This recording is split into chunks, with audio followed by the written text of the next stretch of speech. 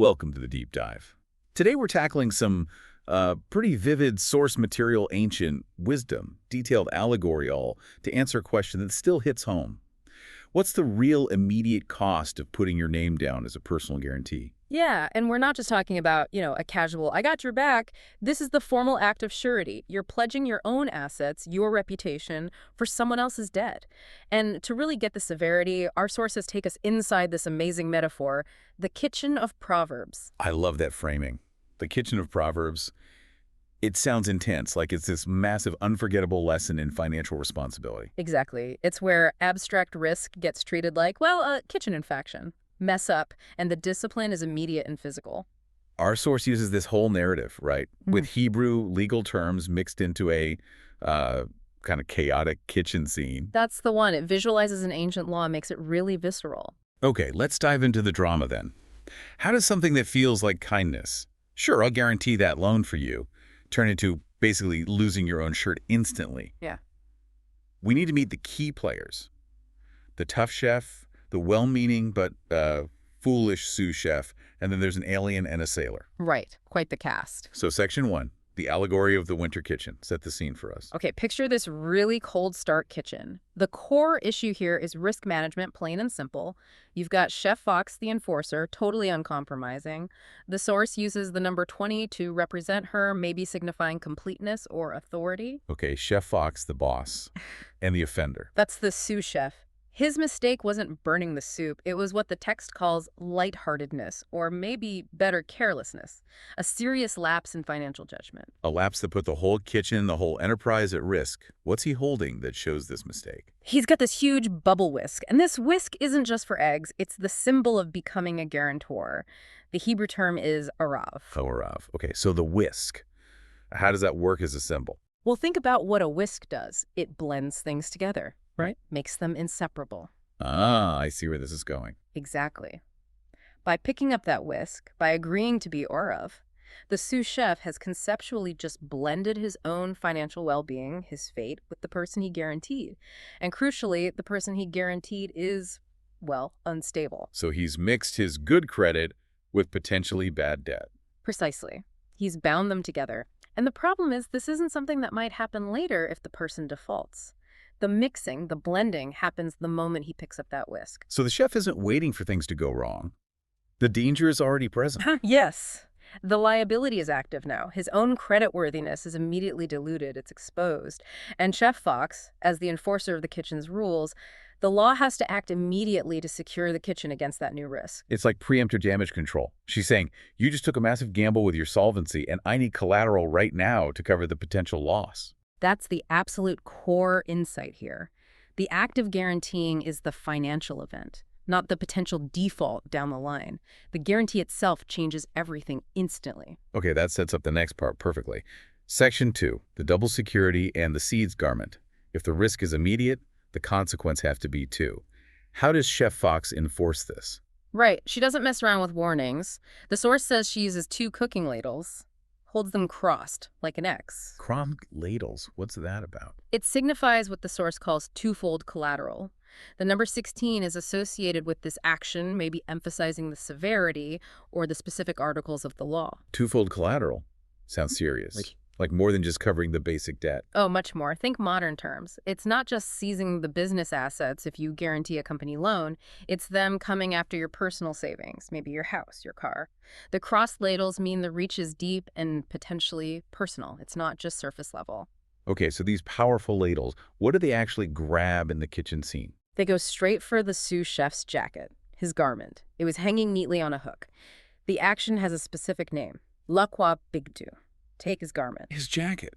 Why not like the kitchen silver or something tangible with obvious value? Because the garment, bigdō in Hebrew, represents something more profound in this context. It's his visible credit, his standing, his reputation, how people see him. It's what he wears into the world. So taking the jacket is like stripping him of his credibility. Exactly. But the source is clear. It's not done out of anger. It's described as a professional acquisition. The moment the ladles take that jacket, his reputation, his financial standing is physically transformed into collateral, an asset held against the debt he guaranteed. Wow. So the message is stark.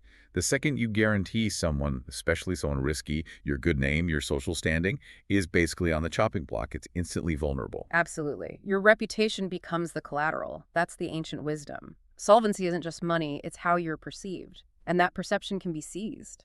This makes the severity make more sense. Which brings us to Section 3. The dangerous recipients of the pledge.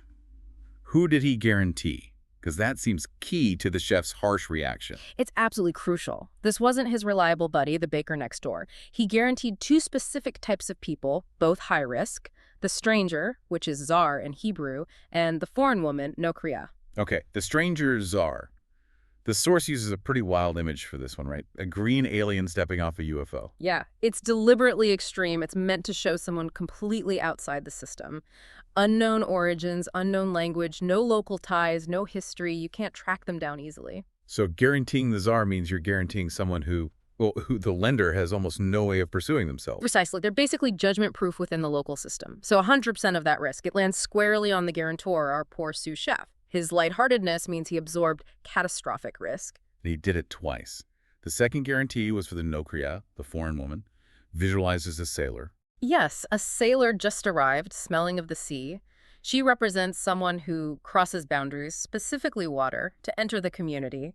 She's transient, mobile, not rooted. So if the alien is about untraceable origins, the sailor is about untraceable departure, someone who can just disappear. You got it. Both are figures who exist outside the normal enforcement structures. They are inherently unpredictable from the perspective of local law and finance. So the takeaway for us, for the listener, is that guaranteeing someone like that isn't seen as kindness by this ancient law. It's seen as, well, almost reckless endangerment of the system's stability. Exactly. It makes the chef's demand for immediate twofold collateral seem less like punishment and more like necessary rational risk management. Okay, we've had the guarantee, the collateral seized, but the story isn't done. Section 4, the physical manifestation of the pledge. How is this debt actually physically secured? This is where it gets even more visceral. To really show the binding nature of this pledge, the sailor herself, the nokriya, takes action. She uses a rope and literally ties her ankle to the sous chef's ankle. Whoa. Okay, that's direct. It really is. This act symbolizes the legal requirement called a vel. It means take a pledge from him, or more literally, bind him. The risk isn't abstract anymore. It's a physical tether. He's literally shackled to the liability. Can't escape it, can't ignore it. It limits his movement, his future, until that debt is resolved. It's the ultimate visual for liability. And then Chef Fox confirms the whole transaction's severity. She uses another legal term, yusid. What does that mean in this context? It means in exchange for, or as a substitute, the chef is basically declaring, you guaranteed this person, okay, you are now the substitute payment. The source says the air chills right at that moment. It's cold, hard, transactional finality. You stood in for them, now you are the payment mechanism. And this all leads to the chef's final pronouncement, the core rule of this kitchen of Proverbs. Yes, the final judgment, which echoes the proverb itself, likely Proverbs 20.16. Take the garment of him who guarantees a stranger. lāqaḥ bigdō. Exactly, and especially take a pledge from him, of lay who guarantees a foreign woman. The law essentially doubles down. The collateral seizure is harsh because the people guaranteed were such bad risks.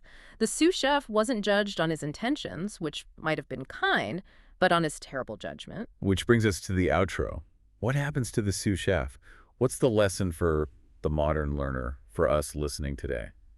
Well, the story says he did eventually pay the debt, but it cost him dearly. He had to borrow against future wages, sell personal things. That big bubble whisk, the symbol of his mistake, it got hung up on the wall permanently. The source says it was only ever used after that to divide things like contracts, but never again to blend fates. Wow. A permanent reminder. And there was something else, wasn't there? Something about a rope. Yeah. The source adds this final touch. The lasting memory wasn't just the financial hit. It was a small piece of that rope, the one from the failure, tied to his shoelace forever. A daily physical reminder. Don't make that mistake again. It really hammers home just how serious putting your name, your bigdō, your reputation on the line is. It does. The genius of the Kitchen of Proverbs is making the intangible tangible. It shows you physically how your reputation, your freedom, your financial health are instantly compromised by that guarantee. So let's leave our listeners with a final thought to chew on. The source material uses the whisk, the garment, the rope, physical things. But today, think about the intangible assets you have. What's your modern garment? Right. Is it your professional reputation? Yeah. Your online credit score? Maybe even your social capital within your network? What are you unknowingly blending with others when you vouch for them or give that guarantee, maybe even informally? And what's the modern equivalent of that rope around your ankle? Something to think about. That's all the time we have for this deep dive. Thanks for joining us.